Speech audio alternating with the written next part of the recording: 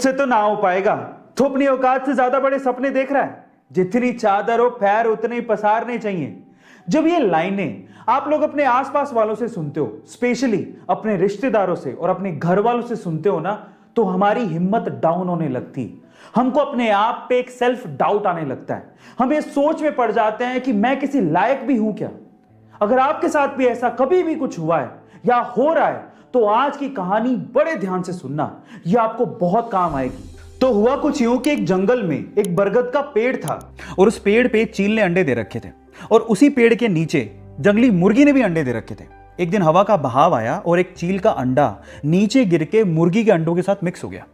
अब समय बीता, अंडे फूटे, वो चील का बच्चा भी बाहर आया, पर वो तो मुर्गी के अंडों के साथ था।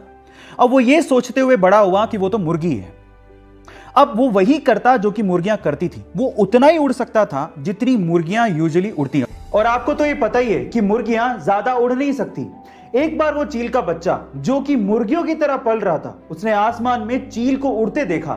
तो उसने अपनी मुर्गी मां को पूछा कि मां, वो पक्षी कौन है जो बड़े शान से उड़ रहा है? मां कहती है, बेटा वो तो चील है।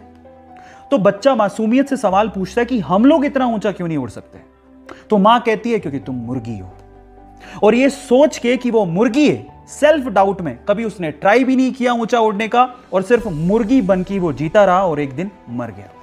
अब इस कहानी का क्या मोरल है? क्या इसका मतलब निकलता है, क्या आप जानते हैं? इस कहानी का मोरल यह निकलता है कि लोगों ने आपसे कहा कि तू नहीं उड़ सकता, तेरी कोई औकात नहीं है, तू कुछ नहीं कर सकता। लोगों ने कहा और आपने मान लिया।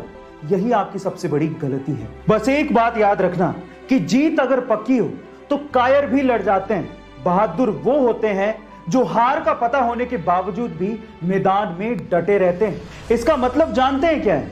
इसका मतलब यह है कि लोग तुम्हें तुम्हारी असलियत बताएंगे, तुम्हें तुम्हारी औकात याद दिलाएंगे, तुम्हें यह कहेंगे कि तू ये नहीं कर सकता, तेरी औकात के बाहर है।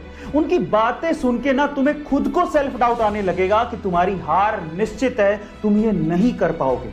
उसके बावजूद भी, उनकी बातों को सुनने के बाद भी अगर तुम अपने सपनों को ना छोड़ो और उसके लिए लड़ो और उसको पूरा करने के लिए अपनी जी जान लगा दोगे ना, तो इंसान तो क्या, भगवान भी तुम्हें तुम्हारे सपनों को पूरा करने से रोक नहीं पाएगा।